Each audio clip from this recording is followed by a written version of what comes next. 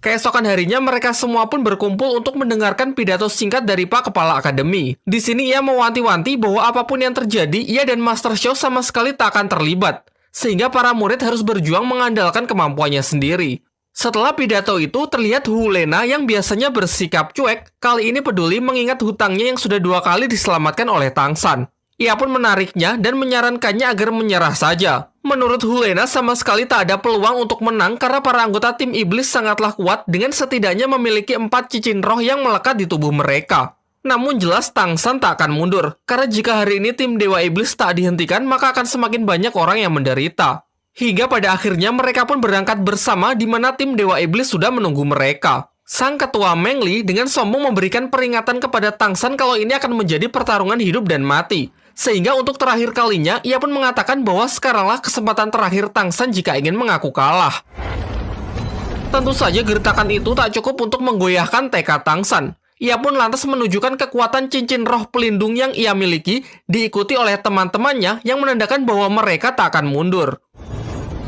Dengan formasi yang tepat dan lebih terkonsep ketimbang saat melawan kakak Daimu Bai kemarin. Dan kali ini Tang San lah yang memimpin. Ia pun memerintahkan Oishike dan Ning Rongrong untuk melemparkan bola-bolanya sebagai serangan pembuka yang dilanjutkan dengan tembakan api Mang Hojun untuk memicu ledakan bola-bola asap tersebut yang membuat pertarungan semakin meriah. Bermaksud menghalangi jarak pandang para musuh-musuhnya, tanpa jeda Daimu Bai, Tang San, Xiao Wu, dan Su Ying pun maju untuk melepaskan serangan kejutan. Namun nampaknya strategi ini tak berjalan efektif, di mana tim Dewa Iblis dapat dengan mudah mengcounter serangan-serangan tersebut dan kembali muncul sambil bergaya untuk menunjukkan perbedaan kekuatan di antara mereka. Merasa geli dengan pose mereka, Daimu Bai segera mengubah pola serangannya dengan melakukan pressing dari jarak dekat. Terjadilah pertarungan 1 lawan 1 antara dirinya dengan Hua Seng, memperlihatkan kalau mereka lawan yang cocok karena sama-sama memiliki tipe roh pelindung harimau. Namun Daimu Bai berhasil unggul dan nyaris bisa membunuh Hua Seng. Diperlihatkan ia dan Su Ying menjadi pengalih perhatian yang cukup baik, memberikan waktu kepada Tang San untuk mempersiapkan pola serangan berikutnya. Menggunakan kemampuan jaring tali akar, Tang San berhasil menjerat musuh-musuhnya lalu menyiramkan minyak ke tubuh mereka. Sementara Mang Hojun sudah bersiap untuk menyulutnya demi memicu ledakan besar guna membakar tim Dewa Iblis. Sayangnya masih terlalu awal untuk merayakan kemenangan. Ketua tim Dewa Iblis beserta jajarannya pun mengaku tak akan menahan diri lagi dan secara bersamaan melancarkan serangannya. Sekilas adegan ini mengingatkan kita kepada scene pertarungan di bandara Jerman ketika tim Iron Man bertempur dengan Steve Rogers di film Captain America Civil War. Diperlihatkan medan pertempuran yang semakin rusuh di mana masing-masing dari mereka mendapatkan lawannya sendiri-sendiri. Akan tetapi nampaknya pertarungan dengan cara seperti ini sama sekali tak menguntungkan pihak Tang San. Karena kemampuan individu para anggota tim Dewa Iblis yang benar-benar luar biasa kuat meskipun tanpa strategi sekalipun dan hanya menyerang secara brutal. Di sini dari pihak tim Dewa Iblis ternyata memiliki fighter bertipe serangan ala Sub-Zero yang mampu mengcounter kekuatan api dari Mang Hojun, membuat jurus-jurus api roh pelindung Phoenix yang selama ini menjadi andalannya benar-benar tak berguna di hadapan lawannya yang satu ini. Keadaan pun diperparah memperlihatkan para support Sri Lanka dipaksa bertarung secara langsung yang jelas mereka dapat dijatuhkan dengan sangat mudah. Oishike yang selama ini tak pernah turun tangan dalam pertarungan fisik terlihat kewalahan saat berusaha mati-matian melindungi Ning Rongrong.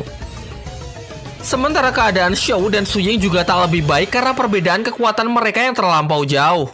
Sampai akhirnya di ambang kekalahannya, mereka teringat senjata rahasia dari Tang San. Setelah mendapatkan sinyal dari Tang San, secara kompak mereka pun melepaskan serangan dari senjata tersebut yang sangat mengagetkan tim Dewa Iblis. Tentu tim Sri Lanka sama sekali tak menyia-nyiakan kesempatan ini, karena senjata itu hanya bisa digunakan sekali pakai. Ternyata serangan kejut hanya digunakan sebagai pengalih perhatian, sementara Tang San sudah melompat ke atas, memanfaatkan kekuatan jaringnya guna menyembunyikan puluhan rasengan milik Daimu Bai, lalu segera melemparkannya untuk mengakhiri pertempuran.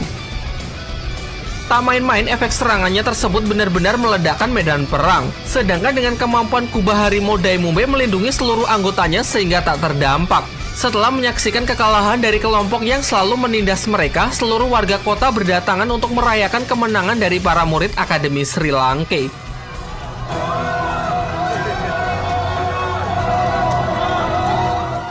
Singkat cerita, mereka semua kembali ke penginapan untuk memulihkan tenaga dan mengobati luka pasca pertempuran sebelum kembali melanjutkan perjalanan. Secara rahasia, si Q menemui Tangsan untuk mengatakan langkah selanjutnya setelah mengalahkan tim Dewa Iblis jika Tangsan ingin pergi menemui ayahnya, yaitu Master Hao Tian. Yaitu ia harus membuktikan kemampuannya dengan cara mengikuti turnamen pertarungan Akademi Master Roh hingga masuk ke final dalam ajang tersebut. Singkatnya, setelah semuanya pulih, rombongan Sri Lanka pun kembali melanjutkan perjalanan menuju ibu kota Tiandu. Sedangkan tim Dewa Iblis yang sudah dikalahkan diserahkan kepada warga untuk memberikan hukuman yang cocok bagi mereka. Dan ternyata para warga sepakat untuk membalas kekejaman tim Dewa Iblis dengan mengikat mereka di gurun pasir, lalu membiarkannya begitu saja. Hingga tak lama setelah itu, si Q datang menemui mereka dan mengungkapkan kekecewaannya karena mereka yang terlalu overconfident sehingga mengalami kekalahan. Kemudian tanpa belas kasihan, ia membunuh orang-orang dari tim Dewa Iblis karena menurutnya eksistensi mereka sudah tidak berguna lagi. Sementara itu, rombongan Sri Lanka kini sudah sampai di ibu kota kerajaan Tiandu. Mereka lalu disambut oleh ketua tim Akademi Tiandu dan dipersilakan masuk untuk menerima perjamuan. Meskipun sempat terjadi ketegangan dikarenakan para member Akademi Tiandu yang terkesan memandang rendah orang-orang Sri Lanka saat melihat kelakuan para pendatang ini seperti gelandangan.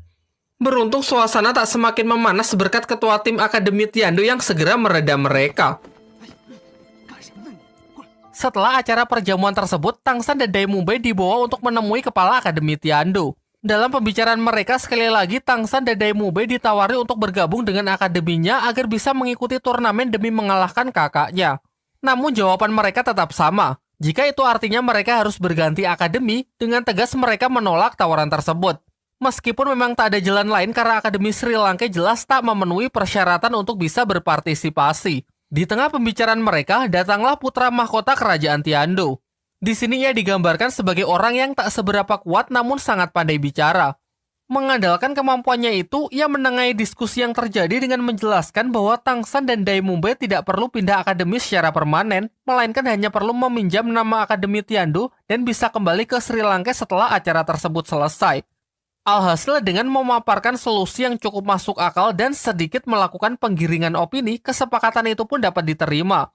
Sementara itu, member Akademi Tiandu yang masih kesal dengan para murid Sri Lanka di perjamuan sebelumnya mencari ketua tim Sri Lanka dengan mendatangi penginapan mereka untuk menantangnya bertarung. Namun karena Dai Mubei tak ada di Walaupun sama-sama memiliki 3 cincin roh, ternyata Xiao bisa dengan mudah menghajar dan mengalahkannya. Sayangnya masalah ini berbuntut panjang karena anak yang dihajar Xiao diketahui adalah keturunan bangsawan. Ia sebagai bocah tukang ngadu melaporkan masalah ini ke atasannya dengan tuduhan Akademi Sri Lanka telah membulinya. Laporan ini pun ditanggapi serius oleh perwakilan bangsawan dengan menjelaskan bahwa melukai anggota bangsawan termasuk suatu penghinaan. Lantas karena hal tersebut ia ingin membatalkan kesepakatan dan mengusir orang-orang Sri Lanka dari kerajaan Tiandu.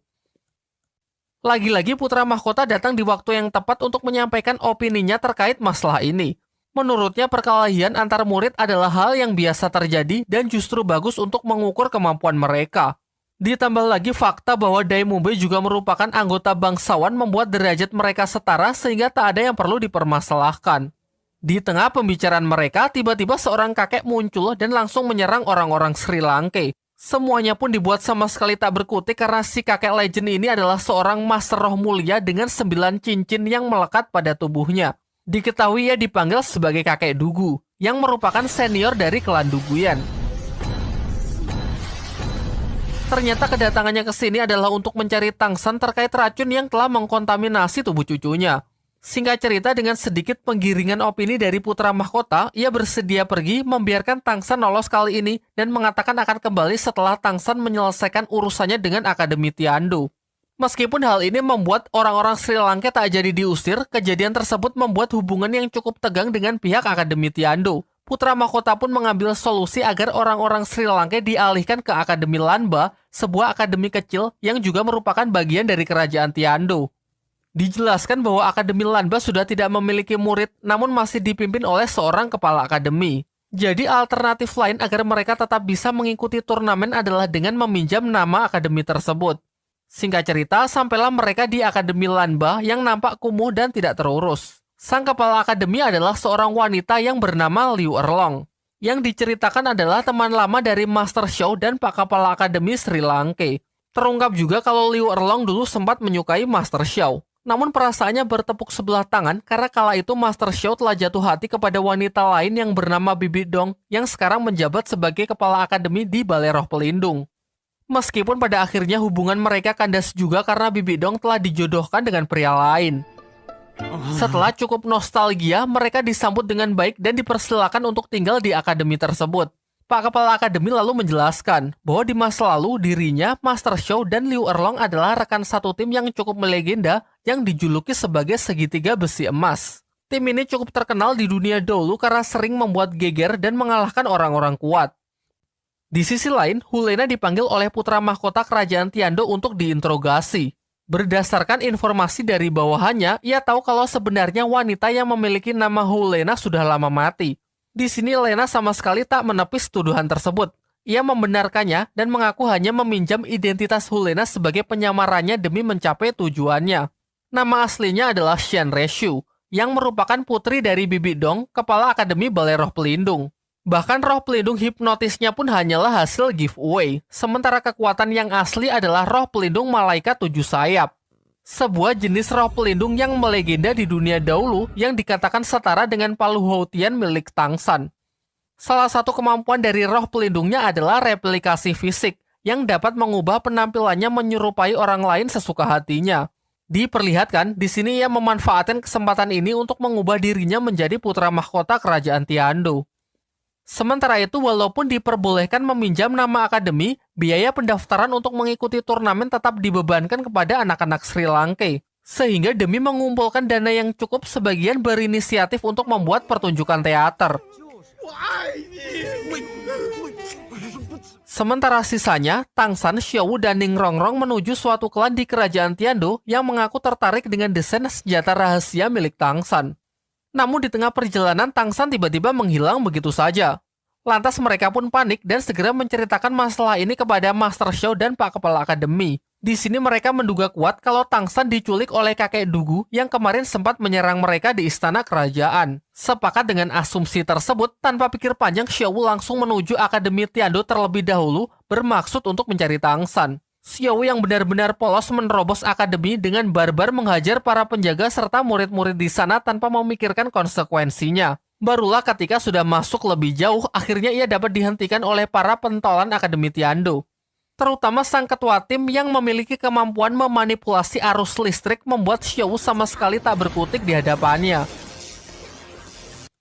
Kemudian Master Roh Akademi yang datang memerintahkan para muridnya untuk menggantung Xiao di depan gerbang karena dinilai sebagai kriminal yang membuat onar di wilayahnya. Beruntung Master Xiao, Liu Erlong, dan Pak Kepala Akademi segera datang dan berhasil membebaskan Xiao dari hukuman tersebut. Di sisi lain, Tang San yang sebelumnya menghilang terbangun di sebuah gua dan benar saja ia telah diculik oleh kakek Dugu. Di dalam gua tersebut, ia juga melihat Duguyan yang tengah berbaring tak sadarkan diri akibat racun dari Tang San ketika berada di hutan pertarungan bintang. Akhirnya Tang San yang terus diinterogasi menjelaskan kejadian yang sebenarnya mengenai asal-usul ia mendapatkan racun tersebut hingga bagaimana bisa masuk ke dalam tubuh Duguyan. Terungkap juga alasan mengapa Tang San tidak ikut teracuni, yaitu karena ia telah menyerap cincin roh dari berbagai macam siluman beracun, yakni siluman ular dan siluman laba-laba yang membuat dirinya kini memiliki kekebalan dari jenis racun apapun. Singkat cerita, mereka berdua pun sepakat untuk pergi menemui Sikyu, yaitu orang yang memberikan racun tersebut di Akademi Changhui demi meminta penawarnya. Akan tetapi sebelum sampai, kakek Dugu merasakan sinyal bahaya jika ia terus berjalan menuju akademi tersebut. Sehingga Tang San lah yang berangkat sendiri ke akademi untuk mencari Sikyu. Sesampainya di sana, ia berhasil bertemu dengan Sikyu, juga diajak menemui seorang guru di sana yang diketahui bernama Xinian. Dan ia menggunakannya untuk memanipulasi ingatan Tang San agar melupakan tujuan awalnya datang ke tempat ini serta menyuruhnya mengajak kakek Dugu datang ke Akademi Changhui. Untung saja saat Tang San kembali bertemu dengan kakek Dugu, ia berhasil terlepas dari pengaruh hipnotis tersebut berkat roh pelindung di alam bawah sadarnya yang terus memberikan treatment.